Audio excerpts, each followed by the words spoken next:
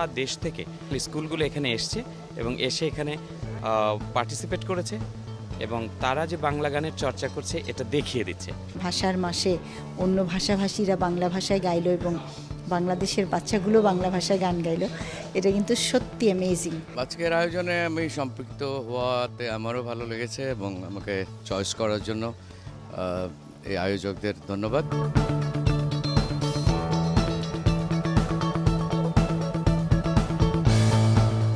বাংলাদেশে থেকেও ইংলিশ মিডিয়ামে পড়েও তারা বাংলাকে কিভাবে ভালোবেসেছে, কিভাবে বুকে ধারণ করেছে, সেটির একটা উদ্যোগ এবং প্রয়াস। যেই সেগমেন্টগুলো আছে সেই সেগমেন্টগুলো থেকে আমি আশা করব যে ভালো মেধাবী স্টুডেন্টগুলোই বেরিয়ে আসবে। আমরা যেন বাংলা চর্চা করি, বাংলা গানের উপরে আরও নাচ করি, আর বাংলা ভাষায় প্রতিনিয়ত কথা বলি।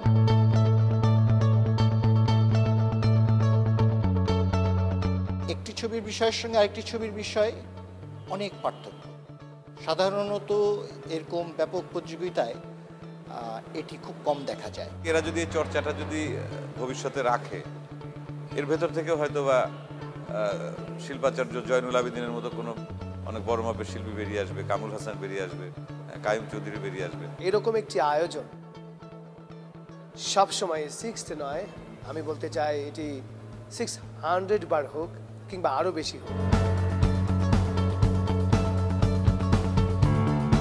একটা অসাম্প্রদায়িক চিন্তা এদের ভেতরে আছে, দেশ সম্পর্কে এরা অনেক বেশি খবর রাখে এবং বাংলাদেশ তাদের বুকের ভেতরে থাকে। তারা যে উৎসাহ নিয়ে নিজের ভাষাকে, নিজের ঐতিহ্যকে অন্বেষণ করছে, এটা আমার কাছে অনেক বেশি গুরুত্বপূর্ণ মনে হয়েছে। আজকের এই চর্চার মধ্য দিয়ে নিঃসন্দেহে আমরা আমাদের বাংলাদেশ রাষ্ট্রের সুনাগরিক যেমন গড়ে তোলার একটা পথ পরিক্রমা বের করছি, তেমনি এরাই বিশ্ব নাগরিকে পরিণত হবে।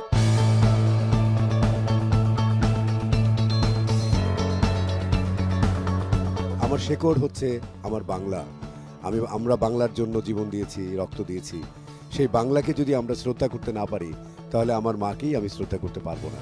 আয়ারল্যান্ডের ছেলে খুব চমৎকার বাংলায়, পরিষ্কার বাংলায় কবিতা আবৃত্তি করলো, আমার ভীষণ ভালো লেগেছে। বাংলাদেশে এ ধরনের প্রতিযোগিতা, এই ধরনের স্কুলের কম্পিটিশনগুলো খুব দরকার এবং এটা আমার মনে হয় যে একটি দিক খুলে দিচ্ছে বাংলাদেশের স্কুলিংয়ে এবং শিক্ষা প্রতিষ্ঠানগুলোতে।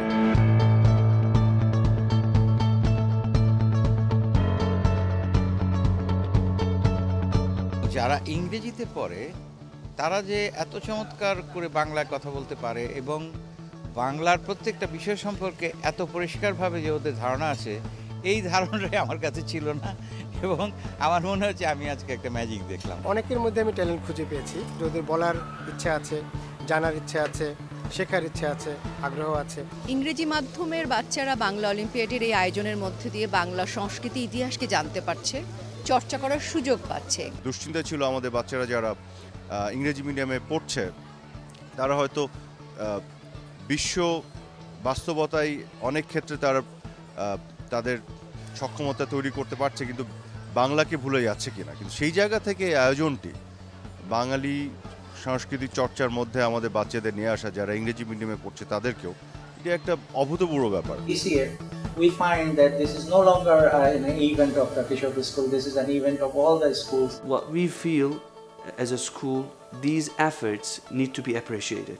And with this philosophy in mind, we started organizing a Bangla Olympiad. Language is deeply connected with the nation's culture and their identity. Keeping this philosophy in mind, we are encouraging our students to learn their language and culture and to practice it. নতুন প্রজন্ম, ভবিষ্যৎ প্রজন্মকে মাতৃভাষাটা চর্চার জন্য আমরা উৎসাহিত, অনুপ্রাণিত করব। তারাই আসলে দেশ গড়বে। আমরা চাই প্রতিটি English medium school, Bangla medium school, প্রতিটি বাঙালি ছেলে নিজের মাতৃভাষাকে নিজের মনে প্রাণে লালন করবে এবং চর্চা করবে। এটাই আমাদের মূল উদ্দেশ্য।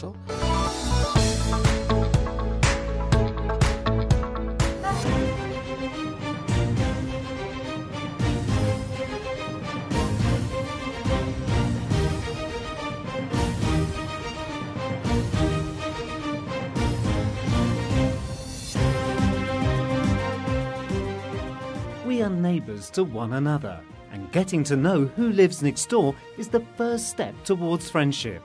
And friendship is the first step toward peace.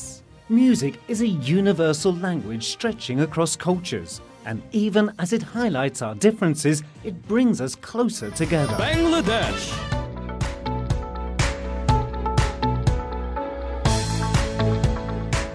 আমাদের খুবই ইচ্ছা এমন একটা সুন্দর আয়োজন আমরা IFLC বাংলাদেশে করব।